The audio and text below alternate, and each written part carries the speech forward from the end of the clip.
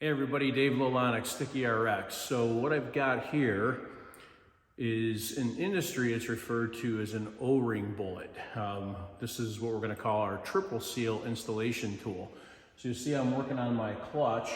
We've got the triple seals that go on here. So we're gonna demonstrate how this new tool works. Essentially, it's a bullet, a nice tapered outer diameter. It's a very thin wall, so this is gonna swallow over the shaft. Okay, super thin wall. And then we've got a set screw here that will adjust for the 3 different triple seals and the depth. I'll show you how that works in detail. Okay, so here we are at the back of the 355 transmission. And what I've done is I've just put a C-clamp on this shaft. This is a hardened shaft, you're not gonna hurt it because this shaft pushes in and out. So the clamp is allowing me to just hold that so it doesn't push in.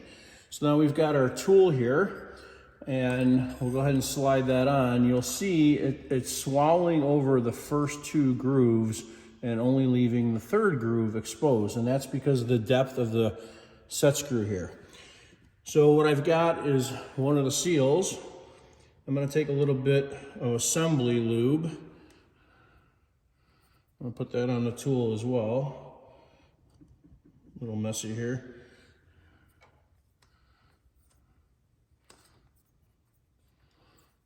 Basically, and the tool's got a really good surface finish, but we wanna lube that up so the seal slides over it real nice.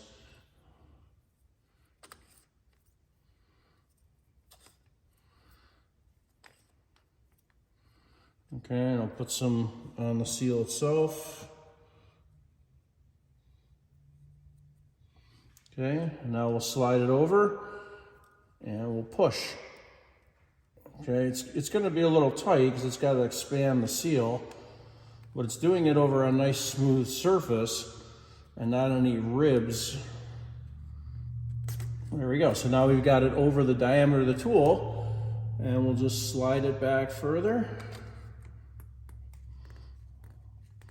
And what's gonna happen is it's gonna pop right into that groove. Okay. Okay, so the triple seals really get stretched out and you have to kind of push the seat them back in to get everything set up. Okay guys, so you see I have the housing all cleaned up here. There's a little bit of leak residue, it all wiped down. And I have installed the triple seals. Now, as I explained in the other part of the video, they really stretch out and what you need to do is kind of compress them back in. So they've been in the housing for a while and I'm gonna pull the shaft out to expose them just to kind of look them over here. And I have, assembly lube on them. So I'm just gonna make sure that these aren't cut or anything. I'm gonna grab a rag here and just wipe it clean. And just take a look, I'm gonna inspect these to make sure they weren't pinched as I put them in the housing.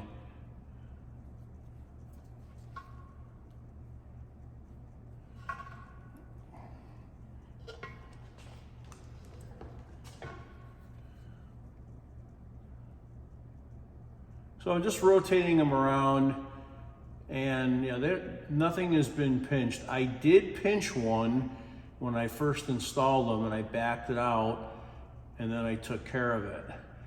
So I've got the retaining ring off here that I'm going to put back on, and then I'm going to put this back inside and push these in. What I'm going to do is push this in so far and then I'll get that ring on.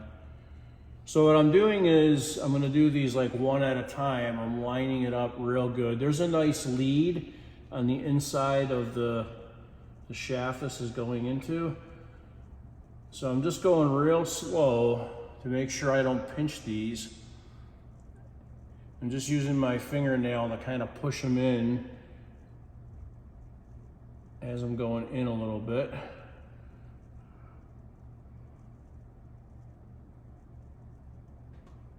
So I don't think this design is very good at all. You can give a little bump with your hand.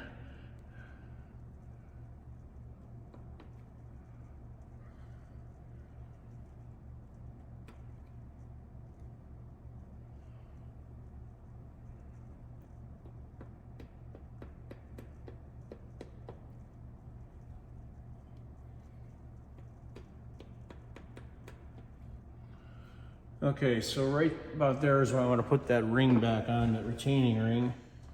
So the ring doesn't have any holes for the tool, but I'm going to use the tool just to spread it apart a little bit. I should be able to do that. Okay, so that prevents the shaft from going in too deep. And there we go. Okay, so now I'm going to change this O-ring right here. I've got a little pick tool to get it out.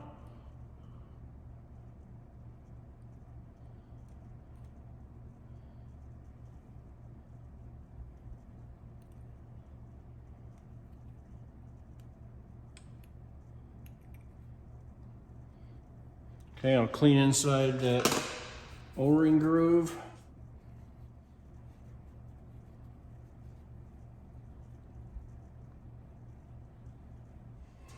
Just gonna spray a little isopropyl alcohol on there.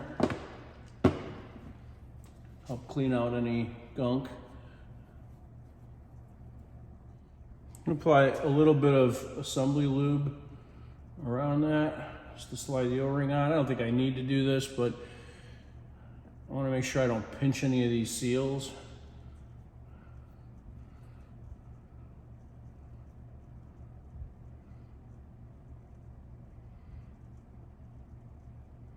Okay, that rolls in nice and easy.